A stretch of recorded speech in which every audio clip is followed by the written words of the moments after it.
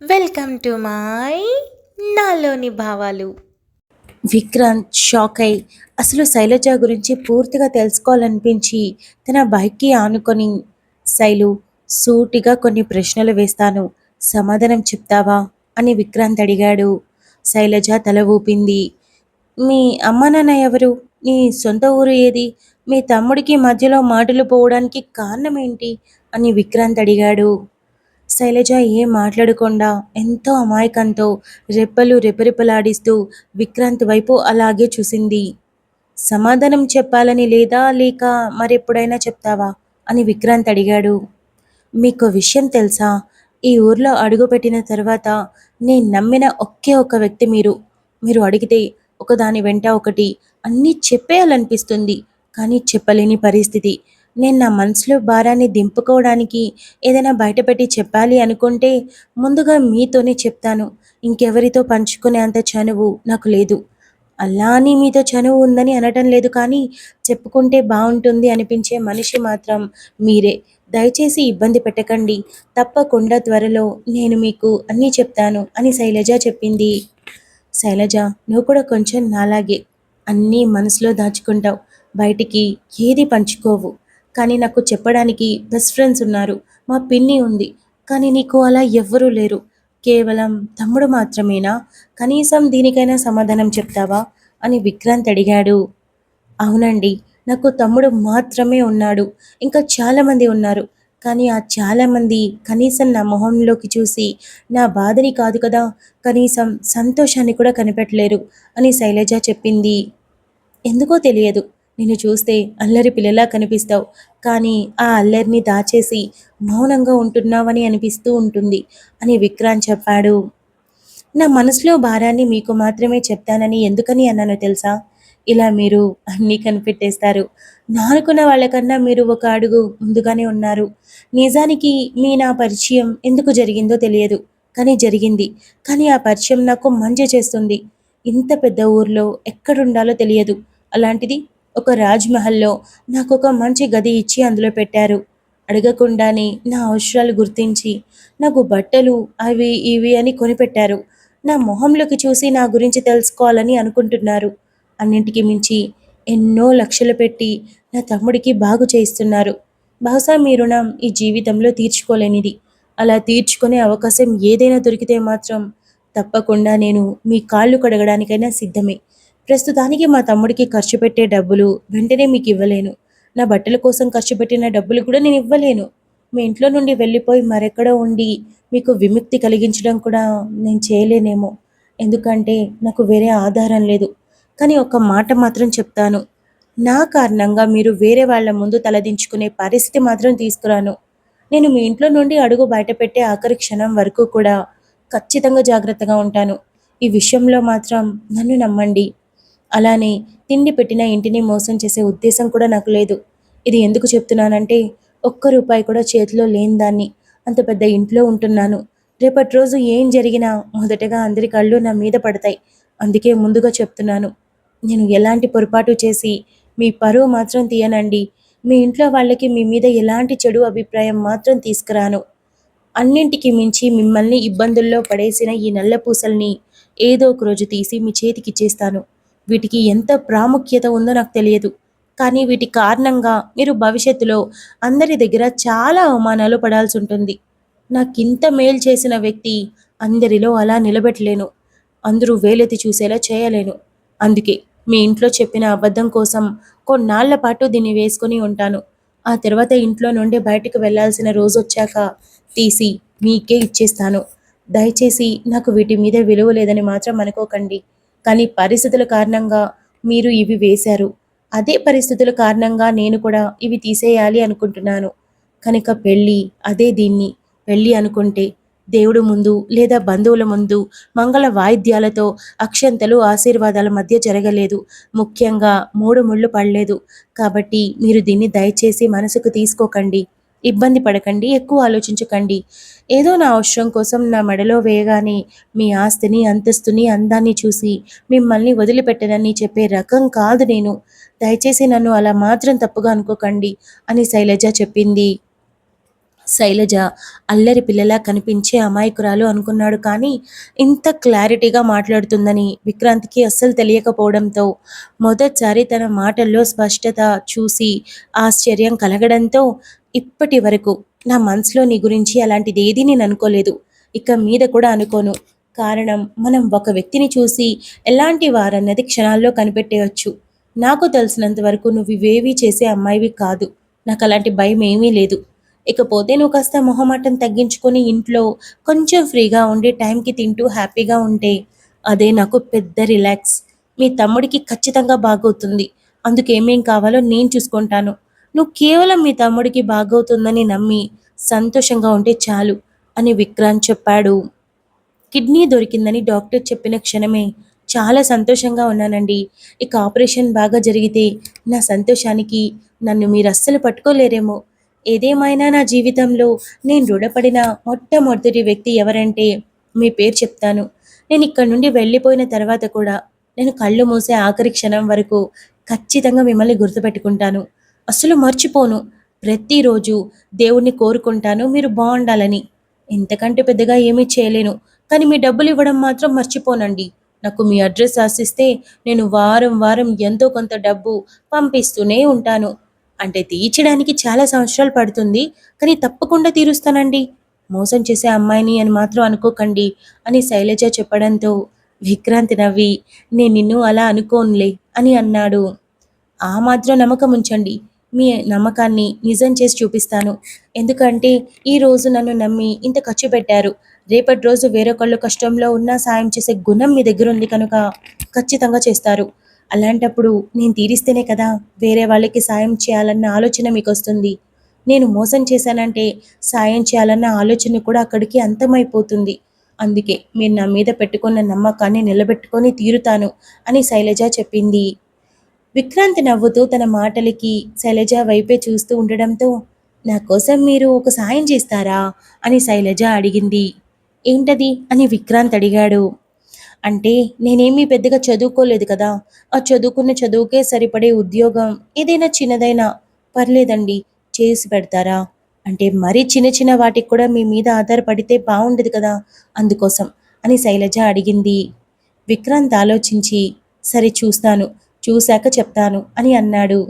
అలాగే అండి అని శైలజ అనింది. మరి ఇంకేంటైతే బయలుదేరదామా అని విక్రాంత్ అన్నాడు. శైలజ తల ఊపడంతో విక్రాంత్ బైక్ స్టార్ట్ చేశాడు. విక్రాంత్ శైలజ బైక్ మీద కూడా మాట్లాడుకుంటూనే వెళ్తూ ఉండగా ప్రజ్ఞ ఒక ఎమర్జెన్సీ కేస్ పని మీద ఒక హాస్పిటల్ నుండి మరో హాస్పిటల్కి వెళుతూ ఉండగా ఇద్దరిని బైక్ పైన చూసింది కానీ తప్పుగా ఏమీ అనుకోకపోవడంతో తర్వాత మాట్లాడొచ్చని తను ఉన్న హరీలో వెళ్ళిపోయింది. అదే రోజు సాయంత్రం 7 గంటలవుతూ ఉండగా విఘ్నేష్ కాల్ చేశాడు. హలో చెప్పురా అని విక్రాంత్ అడిగాడు. ఏం పీకింగ్ అని విఘ్నేష్ అడిగాడు. ఇవాళ మధ్యాహ్నం నుండి ఆఫీస్కి వెళ్ళలేదు. ఒక ఇంపార్టెంట్ పని మీద బయటికి వెళ్ళాను. సో ఆఫీస్లో చిన్న ఇంపార్టెంట్ వర్క్ ఒకటి మిగిలిపోయింది. అది చేసుకుంటూ కూర్చున్నా అని విక్రాంత్ చెప్పాడు. నువ్వు పీకిన పని చాలు, నోరు మూసుకొని బయలుదేరి ఫ్లాట్కి రా అని విఘ్నేష్ అనటంతో, సరే సరే వస్తున్నా ఒక అరగంట అని చెప్పి 10 నిమిషాల్లో తన పని పూర్తి చేసుకొని హాల్లోకి వచ్చి, పిన్ని ఈరోజు మమ్మీ డాడీ బాబాయ్ కనిపించట్లేదు, ఇంకా రాలేదా? టైం బాగా ఫాలో అవుతారు కదా అని అడిగాడు. ఇవాళ ఒక కన్స్ట్రక్షన్ కంపెనీ యానివర్సరీ అంట, గ్రాండ్ పార్టీ అరేంజ్ చేశారు. సో అక్కడికి స్పెషల్గా వీళ్ళని పిలిచారు కాబట్టి వెళ్ళారు అని లక్ష్మి చెప్పింది. సరే నేను ప్రకాష్ దగ్గరికి వెళ్తున్నాను, త్వరగానే వచ్చేస్తాను అని విక్రాంత్ చెప్పాడు. సరే నాన్న అని లక్ష్మి చెప్పడంతో విక్రాంత్ అటు ఇటు చూసి తను రూమ్లోనే ఉందా అని అడిగాడు. అవును, ఇప్పుడు కూడా వంట చేసింది అని లక్ష్మి చెప్పింది. నైట్ టైం అందరూ సలాడ్స్ తింటారు కదా, తనకు అవన్నీ చేయడం వచ్చా అని విక్రాంత్ అడిగాడు. మీకు కాదు నాన్న, నాకు, స్వీటీకి, తనకి అని లక్ష్మి చెప్పింది. ఓహ్ అవునా, సరే పిన్ని బాయ్ అని చెప్పి విక్రాంత్ ప్రకాష్ విఘ్నేష్ దగ్గరికి బయలుదేరాడు. విక్రాంత్ అరగంటకంతా ప్రకాష్ అపార్ట్మెంట్కి చేరుకున్నాడు. బైకేస్ వేలికి చుట్టి తిప్పుతూ లిఫ్ట్ వైపు వెళ్ళబోతూ ఎందుకులే అని మెట్లు ఎక్కడం మొదలెట్టి ఇంటికి చేరుకొని కాలింగ్ బెల్ కొట్టడంతో విఘ్నేష్ డోర్ ఓపెన్ చేసి, రారా బాలరాజు, నువ్వు వస్తున్నట్టు దారిలో ఉండగానే నాకు వాసన వచ్చింది అని అన్నాడు. విగ్గు, నువ్వేమైనా కుక్కనా వాసన రావడానికి అంటూ విక్రాంత్ లోపలికొచ్చాడు.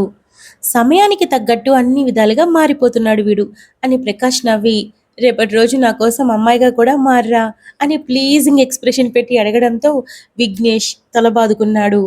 దాంతో ప్రకాష్ విక్రాంత్ హైఫై ఇచ్చుకొని గట్టిగా నవ్వుకున్నారు. విక్రాంత్ హాల్లో ఉన్న దివాన్ మీద వాలి, ఏంట్రా రమ్మని పిలిచావు అని అడిగాడు.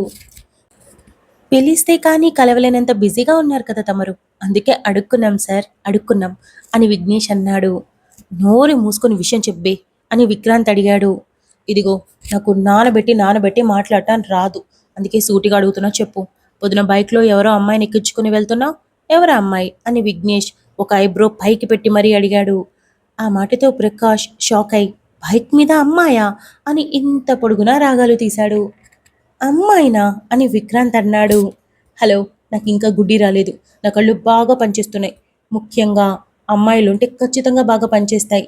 బైక్ మీద అమ్మాయిని ఎక్కించుకొని అది కూడా కబుర్లాడుతూ నవ్వుకుంటూ బైక్లో వెళ్ళడం చూశాను అని విఘ్నేష్ చెప్పాడు.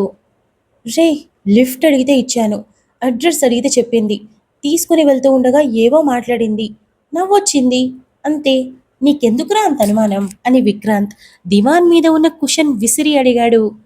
ఆ అనుమానమే బావా, ఎందుకంటే ఆ అమ్మాయి నీ బైక్ పైన కూర్చుందిరా, నీ భుజం మీద చెయ్యేసింది అని విఘ్నేష్ వింత వింత ఎక్స్ప్రెషన్స్తో అన్నాడు.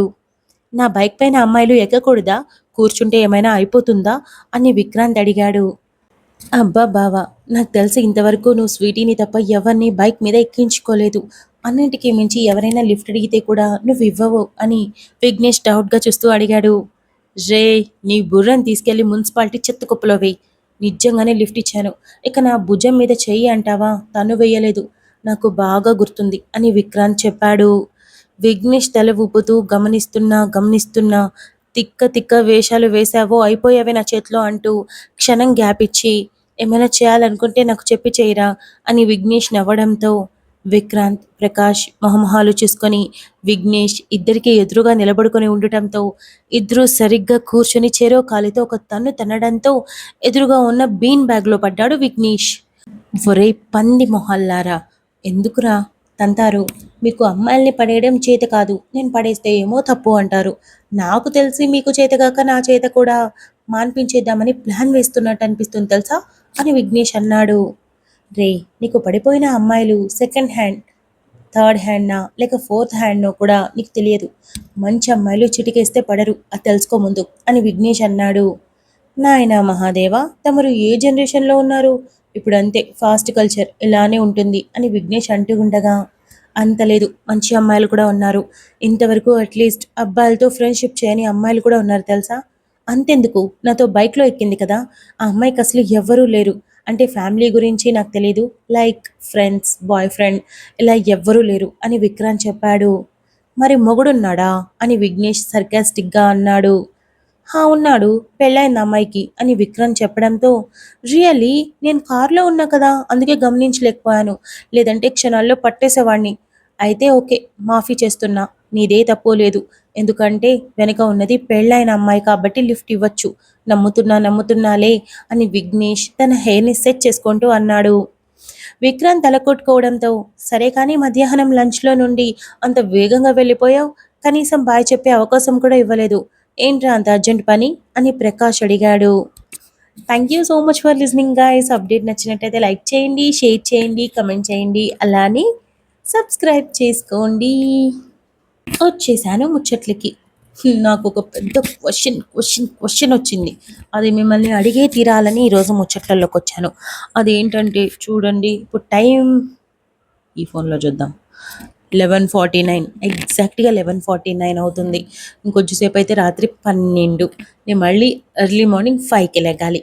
అంటే నేను ఇంకా ఇక్కడ వీడియోస్ అన్నీ రికార్డ్ చేసేసుకొని కంప్లీట్ చేసుకొని నేను పడుకునేసరికి ఆల్మోస్ట్ 12:30 అయిపోతుంది.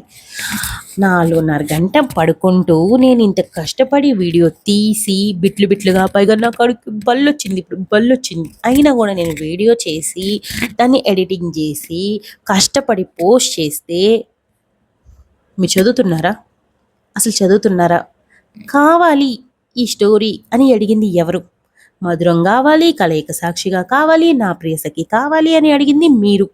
వీటిలలో కలయిక సాక్షిగా ఇస్తే హ్యాపీగా ఫీల్ అయింది మీరే, ఇప్పుడు మీరు చదవకపోతే నేను ఇంత కష్టపడి ఏమైనా ప్రయోజనం ఉందా? చెప్పండి. చెప్పండి. భయం భక్తులు లేవు అసలు మీకు ఫస్ట్ ఆఫ్ ఆల్. అవును గదా! Jokes apart. అసలు ఏమైంది? ఎందుకు చదవట్లేదు సరిగా? నేనేమో నిజంగా ఈ ఒక్క వీడియో మీకెంత వీడియో ఇస్తానో ఆ ఒక్క వీడియో మీద నేను వీడియో తీసే సంగతి పక్కన పెట్టేస్తే నా ఎడిటింగ్‌కి 2½ అవర్ ఖచ్చితంగా పడుతుంది. అంటే డౌన్‌లోడింగ్స్ కావచ్చు, అప్‌లోడింగ్స్ కావచ్చు, చాట్‌జీపీటీలోకెళ్ళి మళ్ళీ థంబ్‌నెయిల్ క్రియేట్ చేయడం కావచ్చు. ఓవరాల్‌గా మొత్తం 2½ అవర్ కంపల్సరీ పడతది. ఇక వీడియో తీసేదానికి అట్‌లీస్ట్ 1 అవర్ పడతది.